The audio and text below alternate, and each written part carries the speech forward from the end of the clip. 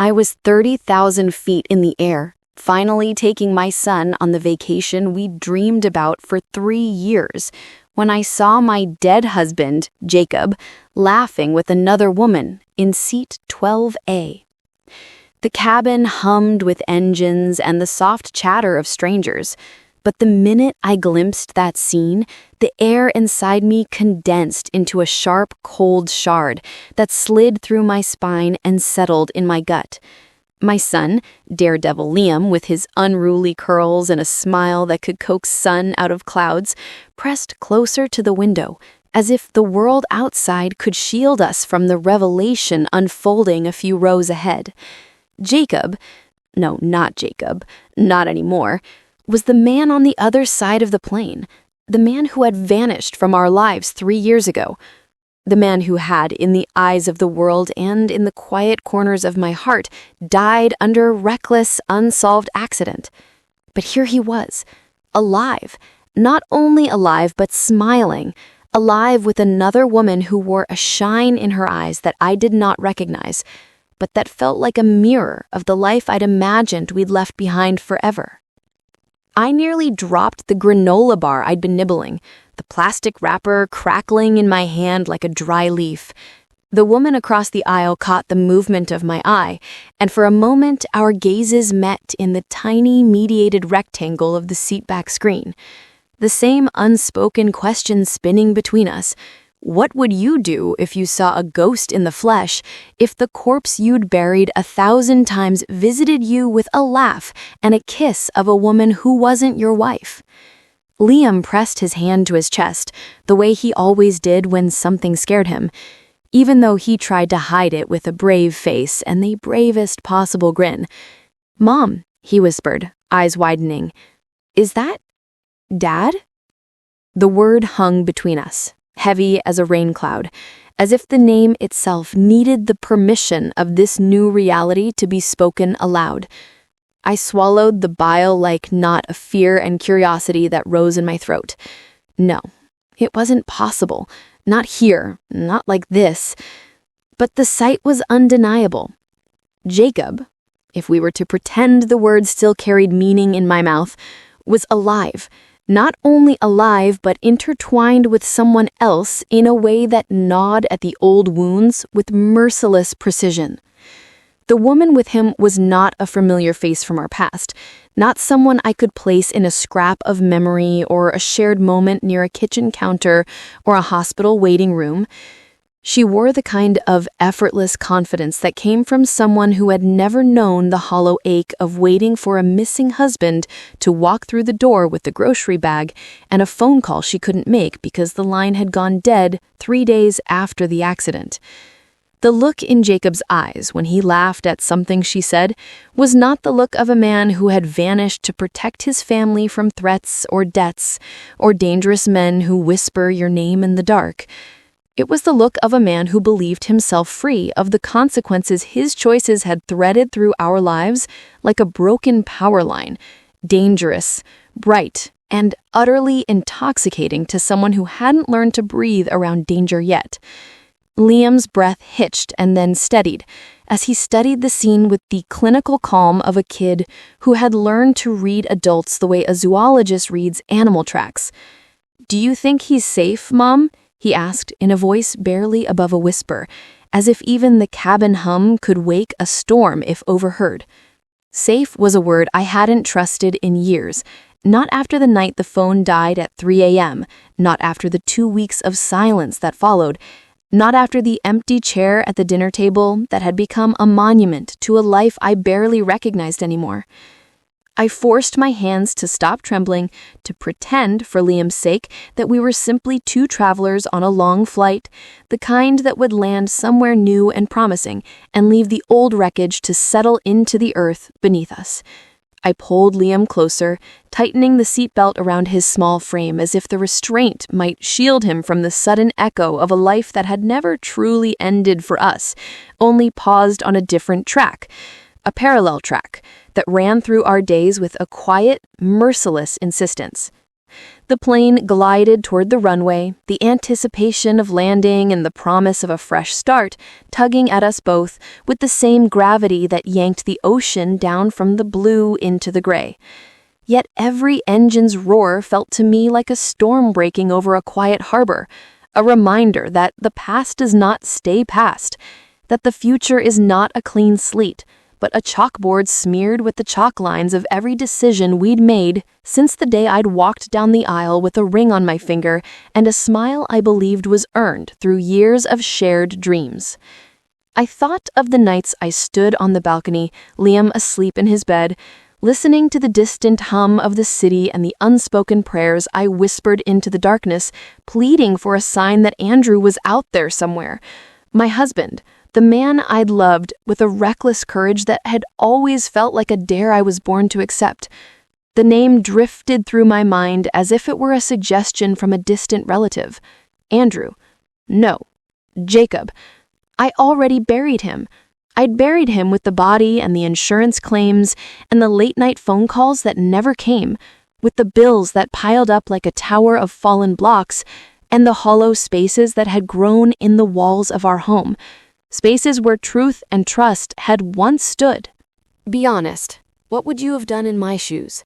If you'd spent 3 years explaining to your child why his father vanished into the night and never came back, if you'd watched as friends drifted away, as your own family hid their faces when you spoke his name, would you have believed that the man you'd mourned was still alive? Would you have believed that the life you'd built around his memory was nothing more than a carefully curated stage play, performed to keep your son protected from the crude, unvarnished truth that danger had not vanished, but merely reappeared in another costume? The door to my own past opened with a creak in that moment, as loud as a thunderclap in a quiet house. Jacob's eyes didn't meet mine. Not at first. He looked away, then toward the woman on his arm, as if confirming that the life he now led had room for a wife and a lover and a ghost of the family he'd left in the eyes of the woman who waited for him back home. The truth settled over me with the suffocating weight of a snowfall that will not melt.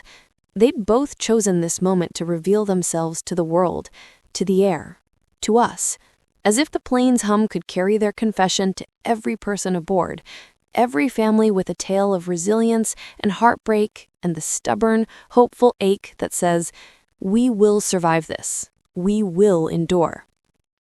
I knew the flight would end, yes, but the journey that followed would not. It would bend, twist, and threaten to snap the fragile thread that kept us from becoming the shadow of the life that had once been. The moment of revelation didn't vanish with the wheels touching down. It intensified because the world outside would demand answers I'd spent years outrunning in the privacy of our kitchen and Liam's quiet bed. The questions that had questions of their own. Where is Andrew? Why did you tell so many lies? What did they owe us? What did we owe them? As the plane taxied along the runway, I did something I hadn't done in years, something I hadn't allowed myself to do with any certainty or plausible reasoning. I drew a slow, deliberate breath, one that tasted of salt and iron and deadlines and the cold, clean truth of what was to come. I straightened my shoulders, not in bravado, but in a quiet, stubborn resolve that had grown out of the dark soil of grief and fear and endless, unspoken questions. I turned to Liam, who was now tracing the window with his small finger, drawing circles in the condensation that clung to the glass like a soft veil over a painful memory. "Liam," I said, the word calm and steady, "are you ready to go home? Not the old home, but a new one. One where we can finally breathe without looking over our shoulders all the time?" He looked up at me with eyes that had learned to measure the room before anyone spoke, eyes that had learned to gauge the truth in a single, almost insignificant moment. He nodded, the motion almost imperceptible, but it was enough for both of us to feel the weight of what beginning this new chapter would require. We deplaned into the warm, humid air of a city that smelled of rain and sun-warmed pavement and distant oceans. The airport bustle swarmed around us, a living thing that moved with the certainty of a clockwork universe. We collected our bags, we found our rental car, and we drove through streets that looked like the world we'd left behind, but with a new brightness that hinted at second chances and the possibility that a family could be rebuilt from the wreckage of a single catastrophic mistake. The drive was quiet, the kind of quiet that spoke more than words ever could. Liam watched the world go by with the rapt attention of a child who had learned to read the small dramas of daily life.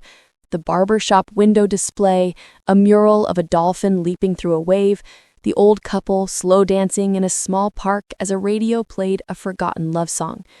He spoke little, but when he did, his words carried the tenderness of someone who had learned to protect his mother's heart with a fragile, unspoken vow. I will be brave for you if you promise to be honest with me about what this means. And so began the long, winding road toward truth, toward the gravity of consequences, toward the moment when the life we'd accepted as a bittersweet memory would become a battlefield where the past and the future collided with a force neither of us could predict. What would you have done in my shoes? Would you have turned away from the new, soft light that was just beginning to seep through the blinds of a too-quiet morning? Or would you have leaned into the pain, the risk, the possibility of a reckoning that could redeem the broken pieces of a life that had been left to fester in the shadows for too long? I don't know what comes next with absolute certainty. I only know that the choice to act, however it unfolds, will be fueled by a single, unshakable conviction that a family deserves a future where truth isn't a weapon to wound, but a compass that points toward safety, toward trust, toward the fragile, enduring hope that love can outlast the worst acts of fear masquerading as necessity. And if the man who walked away from us once returns to pretend everything is as it was, I will not pretend with him, not again. Not ever. The plane had given me a glimpse of a future that could be built on honesty if only we could survive the road to it. And survive we must, for Liam's sake, for the child who has already learned to forgive too much and to demand more than a mystery can provide. The journey was not over. It had merely entered a new phase, where every light on the highway would be a reminder. Every conversation in a cafe would be a potential minefield. And every smile could be the mask of a man who thought he could rewrite our story with a grin and a lie.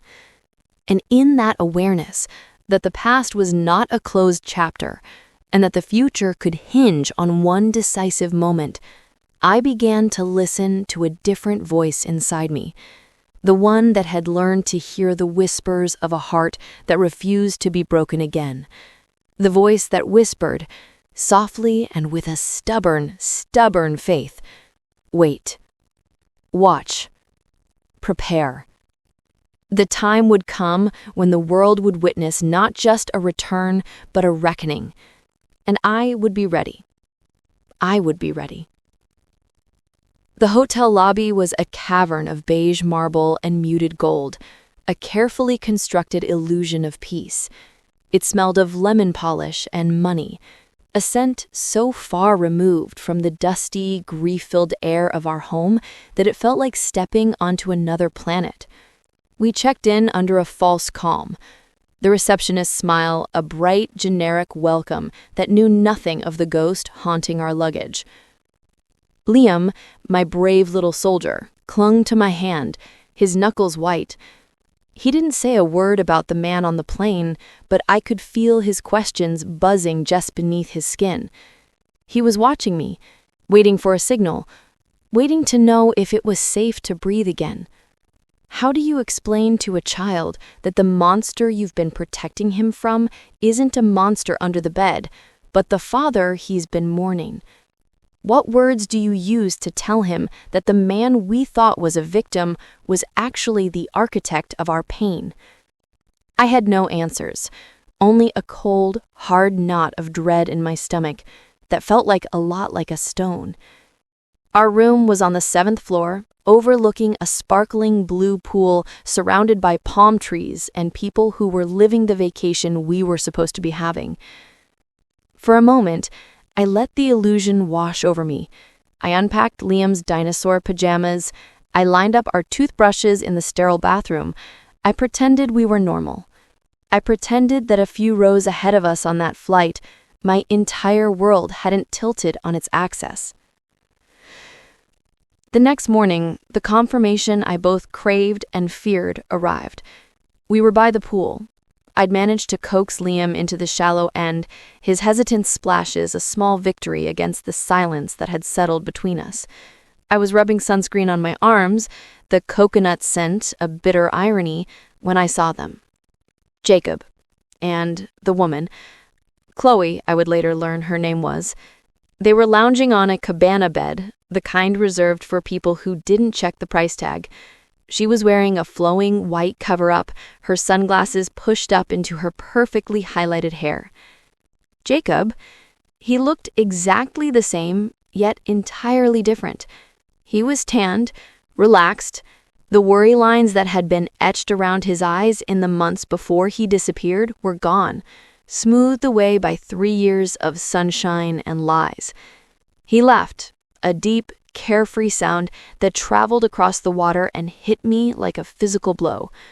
It was the laugh he used to use when he'd tell me about a silly dream, the laugh he'd shared with Liam while building a lap-sided fortress out of couch cushions.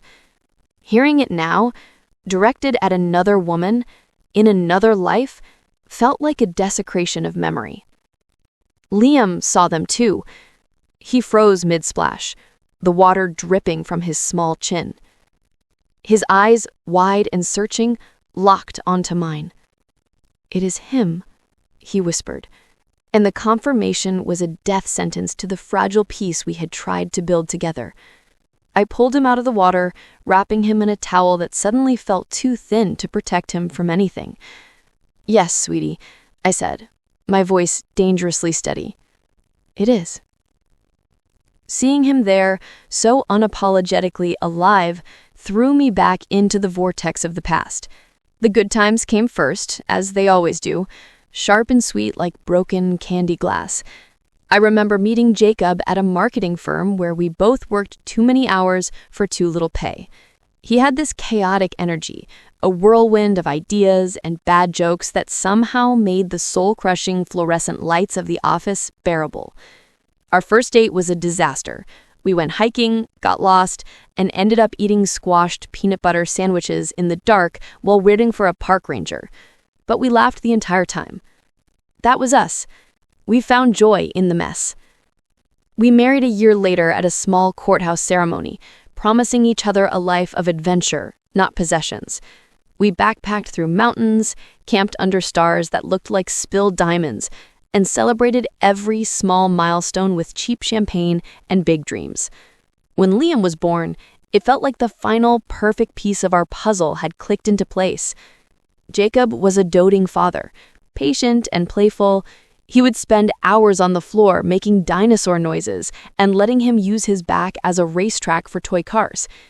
Those early years were a blur of happiness, a sun-drenched memory of scraped knees, bedtime stories, and the unshakable belief that we were a team, that we could weather any storm as long as we had each other.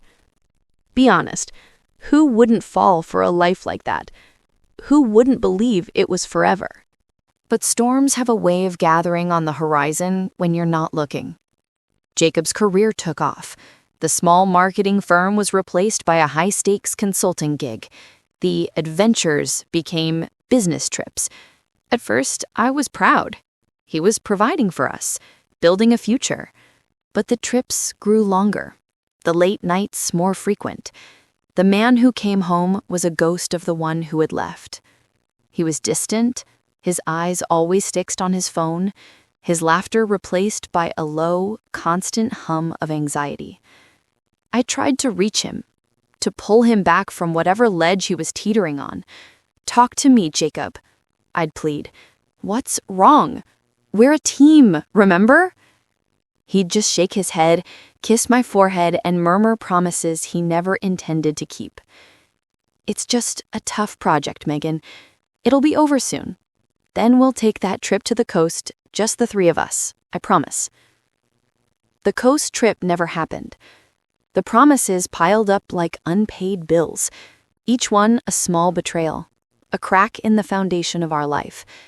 The distance between us grew into a chasm, a silent, lonely space in our own home. Then came the disappearance. It wasn't a sudden, dramatic event. It was a slow, creeping dread. He left for a 2-day work trip to Chicago. On the 3rd day, his phone went straight to voicemail. I told myself his battery had died.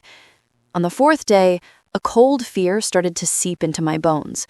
By the 5th, I was frantic, calling his colleagues, his friends, anyone who might have heard from him. No one had. They all assumed he was with me. The police were initially dismissive.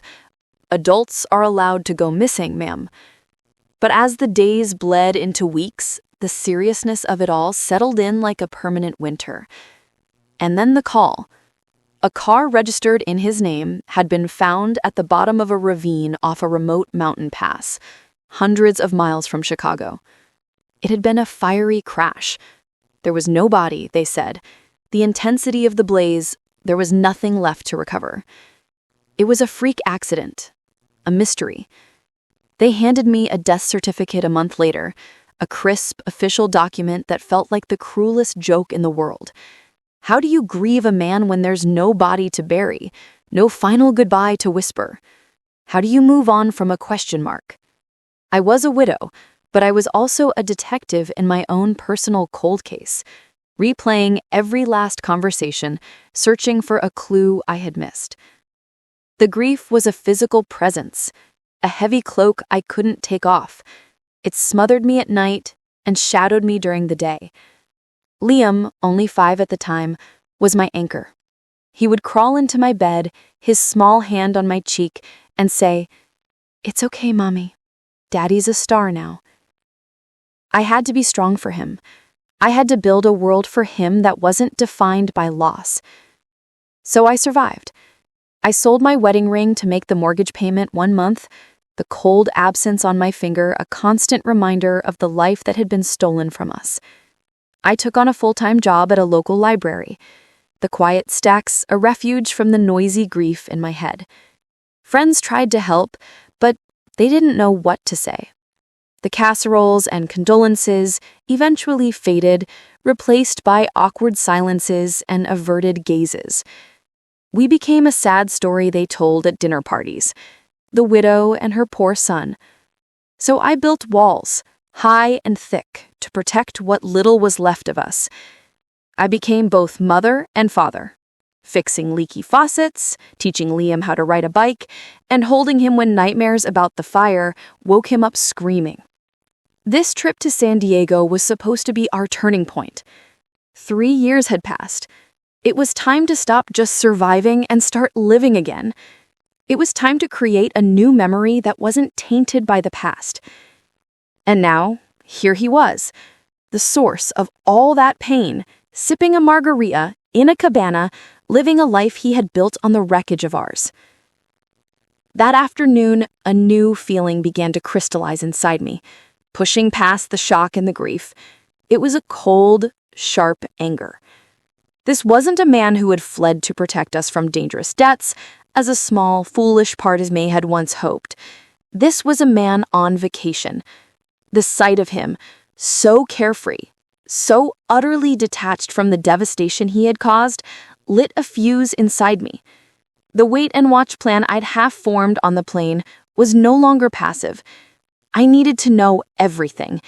I needed to understand the depth of his betrayal. That evening, I left Liam with a movie and a giant bowl of popcorn, telling him I needed to run to the hotel gift shop. Instead, I followed them. From a distance, I watched them walk hand in hand down the boardwalk. I saw him buy her a ridiculous stuffed dolphin from a carnival game. I saw them kiss under the pier, the sunset painting them in shades of orange and pink, like a scene from a romantic movie. Every gesture of affection was a knife twisting in my gut. This wasn't just a fling. This was a life, a real, established life. I tailed them to a seafood restaurant with outdoor seating. I found a table in the back, hiding behind a large potted palm, my menu held up like a shield. I could hear their conversation drift over on the sea breeze. Her name was Chloe. She was complaining about her sister. He was telling a story about his work, something about software sales.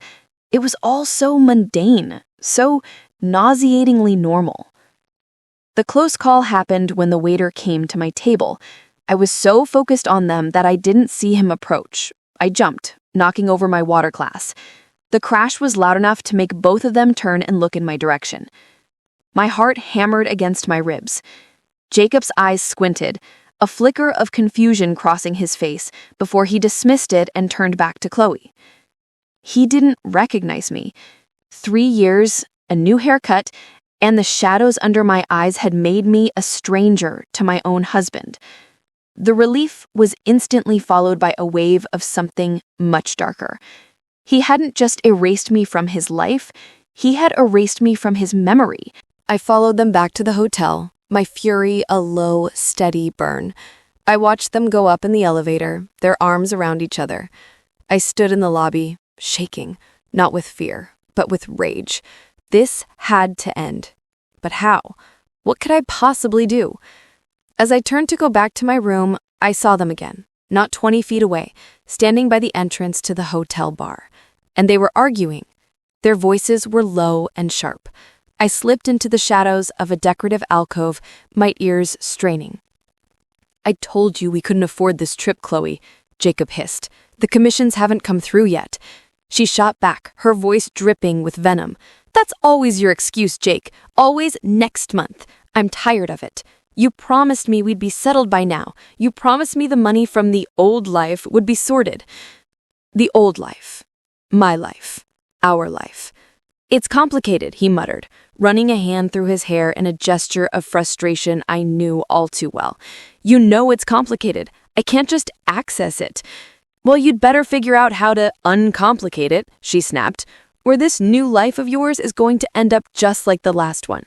She turned on her heel and stormed off toward the elevators, leaving him standing there, his face a mask of frustration and failure.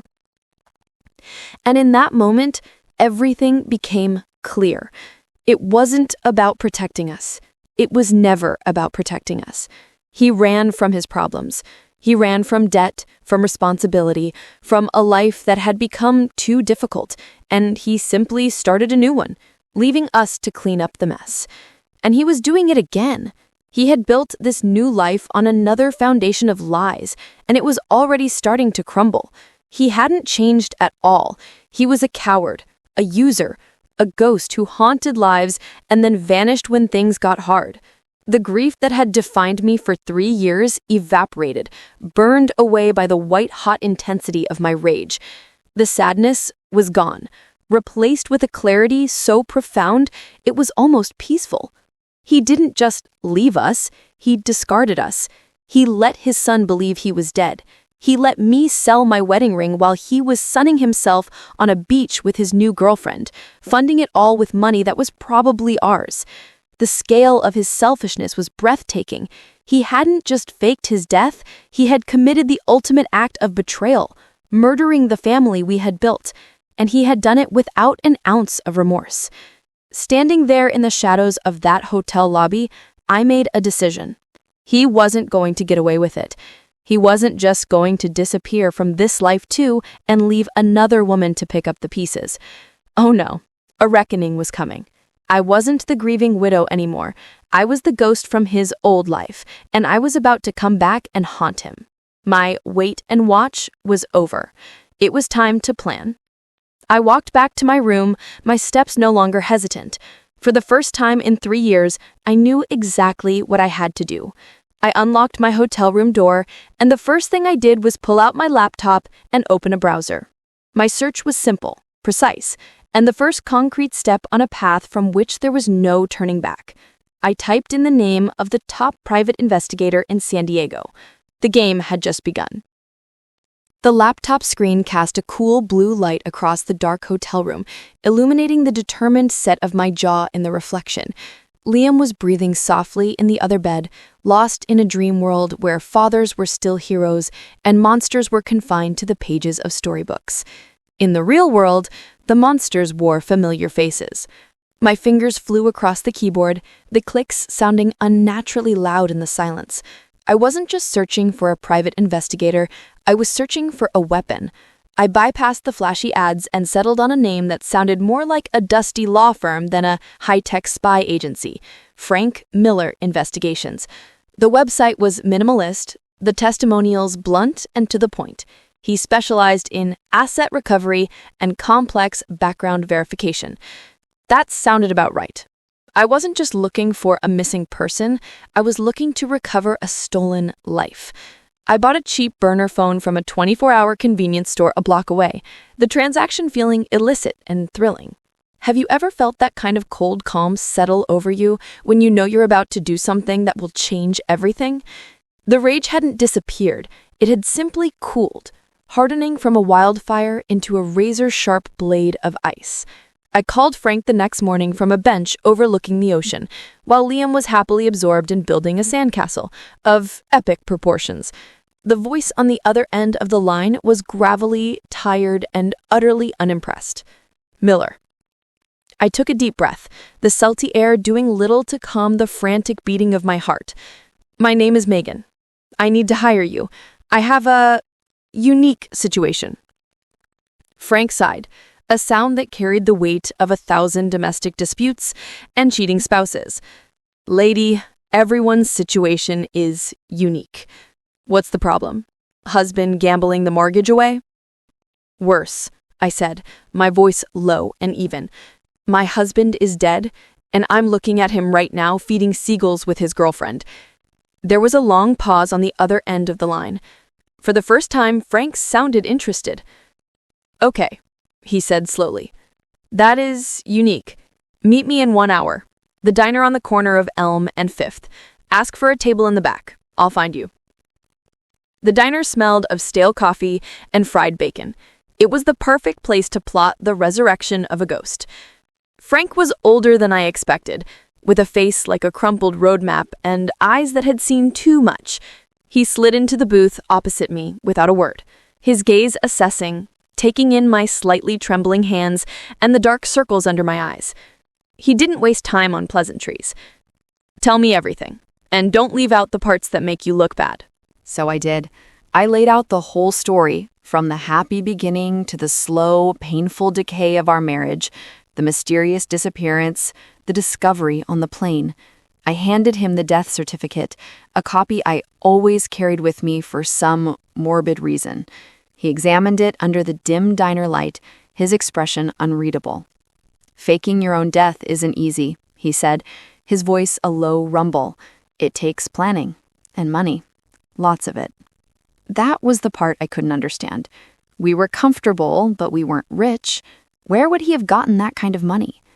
That's what I need you to find out, I said, my hands clenched into fists on the table. I need to know everything. Who is he now? Who is she? Where did our money go? I want to know every lie, every secret. I want his entire new life mapped out. Frank nodded slowly, his eyes never leaving mine. This kind of work gets expensive, Megan, and it can get messy. Are you sure you want to kick this rock over? You might not like what crawls out. I thought of Liam, painstakingly decorating his sandcastle with seashells. I thought of the 3 years of hollow anniversaries and birthdays. I thought of my wedding ring sitting in a pawn shop somewhere. I have never been more sure of anything in my life, I said. Find it all. The next week was a masterclass in deception. By day, I was supermom on vacation. I took Liam to the zoo, to the aquarium, to every tourist trap with a giant cartoon mascot. We ate ice cream on the beach, built more sandcastles, and laughed until our sides hurt. I was stockpiling good memories for him, a buffer against the storm I was about to unleash. But the moment he was asleep, I became someone else. I became Frank's operative. The burner phone would buzz and I'd slip out onto the hotel balcony, the city lights twinkling below like a million tiny secrets. Frank was ruthlessly efficient. The first report came in after just 48 hours, delivered via a secure messaging app. Subject's name is Jake Peterson. Social security number is a ghost, doesn't exist. He's working freelance in software sales, all cash or under the table. The woman's name is Chloe Vance. Her father is a wealthy real estate developer. They met 6 months ago in Scottsdale. She thinks he's a self-made millionaire who lost everything in a bad investment and is starting over. The pieces started to click into place. He wasn't protecting us. He was a con man. He had found a new mark. The next update was a punch to the gut. Frank had managed to trace Jacob's financial trail in the months leading up to his disappearance. It was a methodical campaign of theft. He had secretly taken out a second mortgage on our house. He had liquidated our joint investment portfolio, forging my signature. He had maxed out credit cards I didn't even know we had. All told, he had siphoned away nearly $250,000. Our future. Liam's college fund. The nest egg we had painstakingly built. It was all gone, funneled into offshore accounts, and then slowly withdrawn to fund his new life as Jake Peterson. I felt a wave of nausea so intense I had to grip the balcony railing. It wasn't just the money, it was the calculated cruelty of it. While I was at home with Liam making dinner and planning our future, he was systematically dismantling it, brick by stolen brick. The close calls were constant, my nerves stretched taut like piano wire.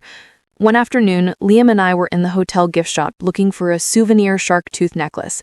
My burner phone vibrated with a message from Frank. As I pulled it out, the bell above the door jingled, and in walked Jacob. My blood ran cold. He was on his phone, arguing quietly, and didn't see us. I grabbed Liam's hand and ducked behind a large rack of oversized t-shirts, my heart pounding a frantic rhythm against my ribs. "Mom, what's wrong?" Liam whispered, his eyes wide. "Shh," I breathed, pulling him closer. "It's a game. We're spies." He bought a bottle of water and left, completely oblivious. I leaned against the t-shirt rack, my legs shaking. That was too close. The line between my two lives, the mother and the avenger, was getting dangerously thin. But the fear was fuel. Every new piece of information from Frank was another log on the fire of my resolve. He found the source of the car in the ravine, a junker bought for cash from a scrapyard 2 states over. He found the police report, noting that the fire was so intense it was likely accelerated by gasoline. Jacob hadn't just faked an accident, he had staged a crime scene. But the final piece of the puzzle, the one that turned my plan from simple exposure to total annihilation, arrived in a plain manila envelope that Frank left for me at the front desk. Hold for Megan Smith. Inside were bank statements and legal documents. It turned out Chloe's wealthy father didn't fully trust Jake Peterson.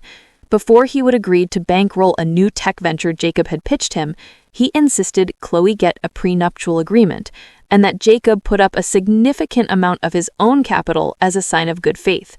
And there it was, in black and white. Jacob was in the process of securing a massive loan using a fraudulent life insurance payout from his own death as collateral. He had a policy I never knew about, one that listed a shell corporation as the beneficiary. He had been waiting for 3 years for the death to be legally uncontestable before he tried to claim it. He was about to use the money from murdering his old self to fund his new life.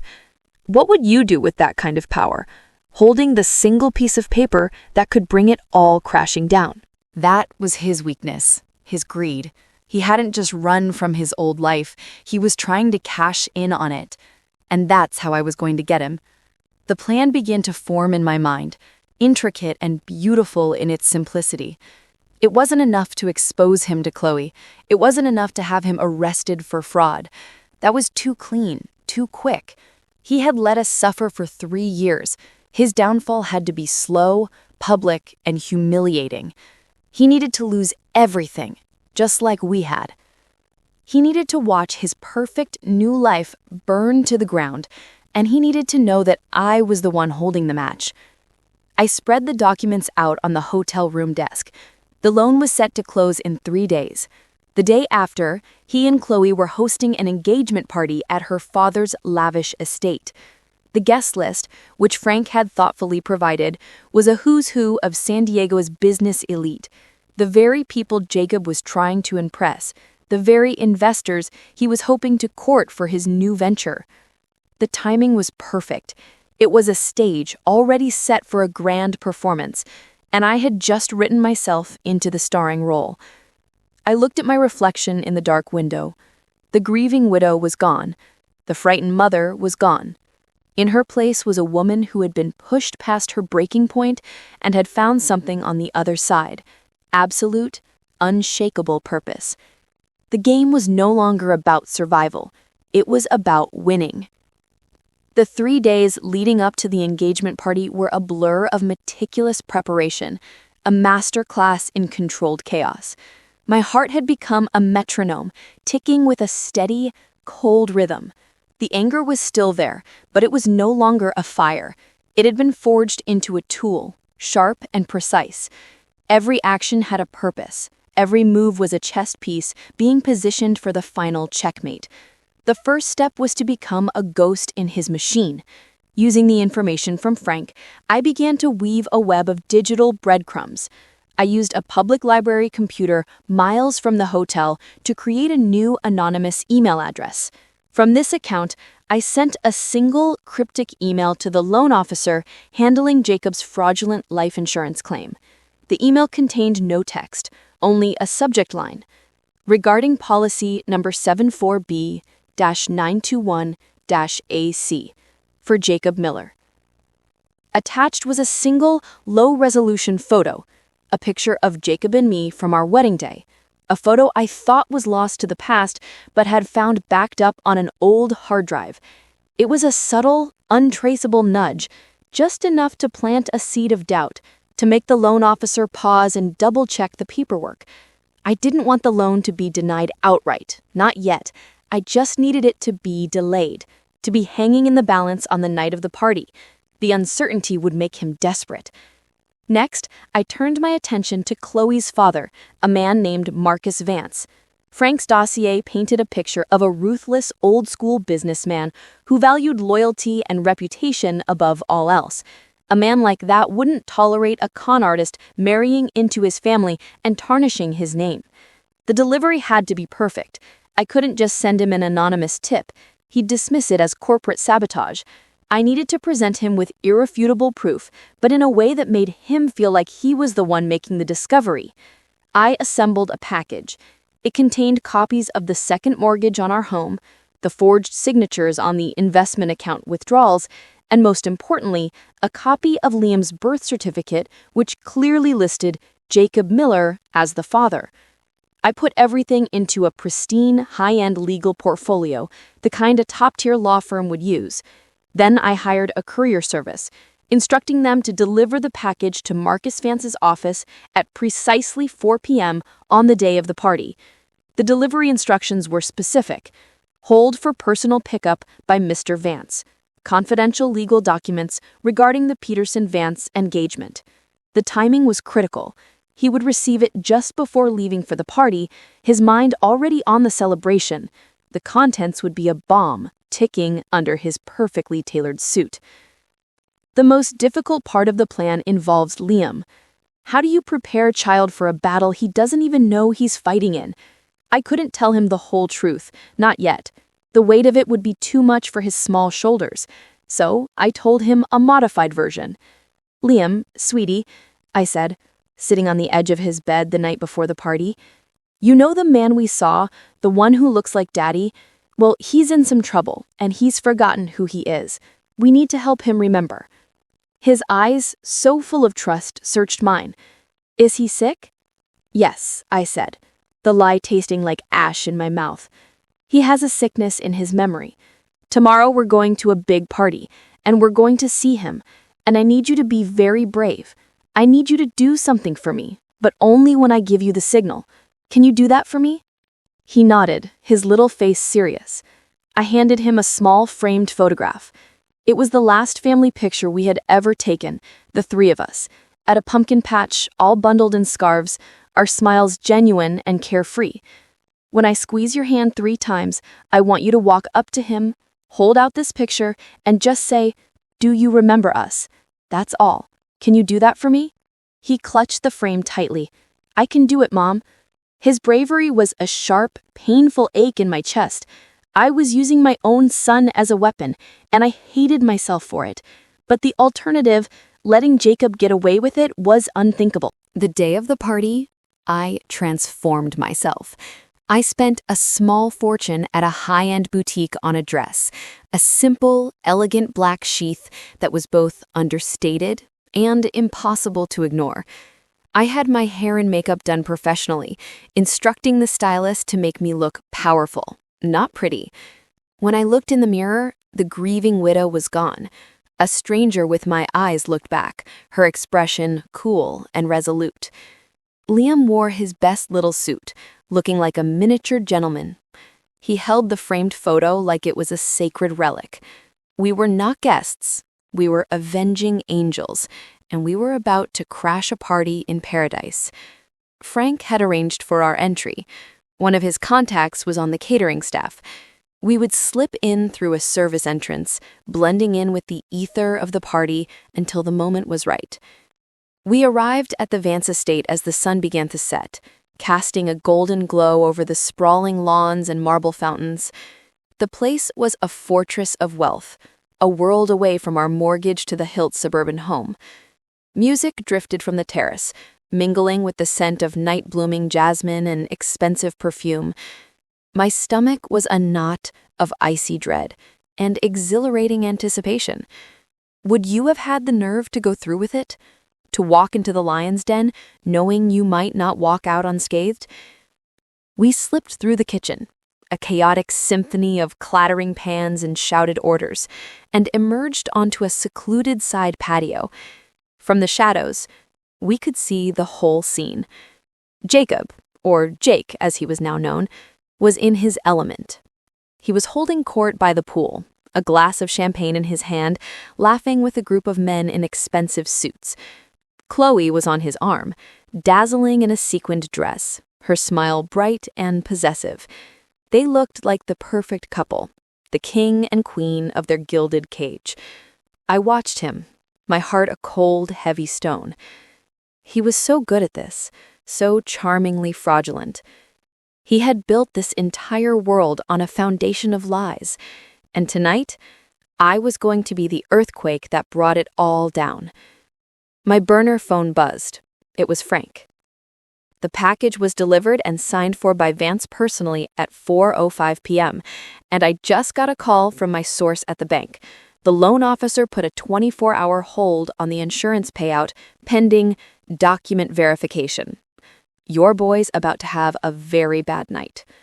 A grim smile touched my lips. The pieces were in place. Jacob's phone rang. I saw him excuse himself from the group, his charming smile faltering for just a second. He walked to a secluded corner of the terrace, his back to the party. His posture changed as he listened to the person on the other end. His shoulders tensed, his hand running through his hair in that old, familiar gesture of anxiety. That had to be the bank, the first crack in his perfect facade.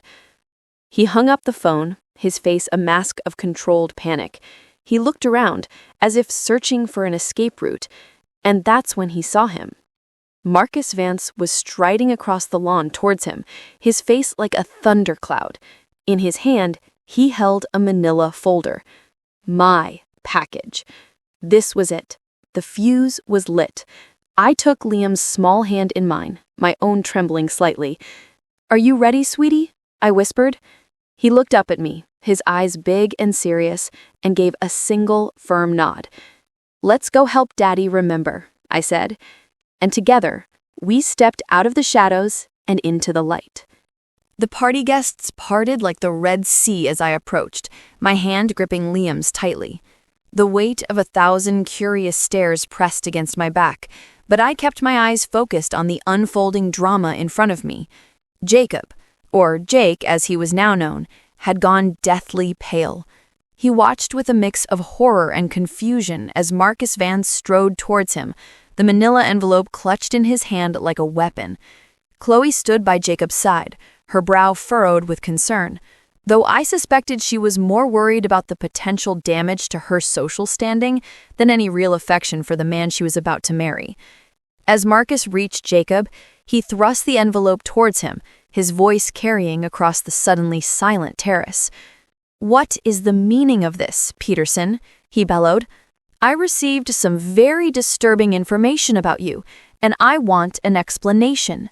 Now." Jacob glanced around wildly, his eyes darting from the envelope to the guests who had now formed a rapt audience.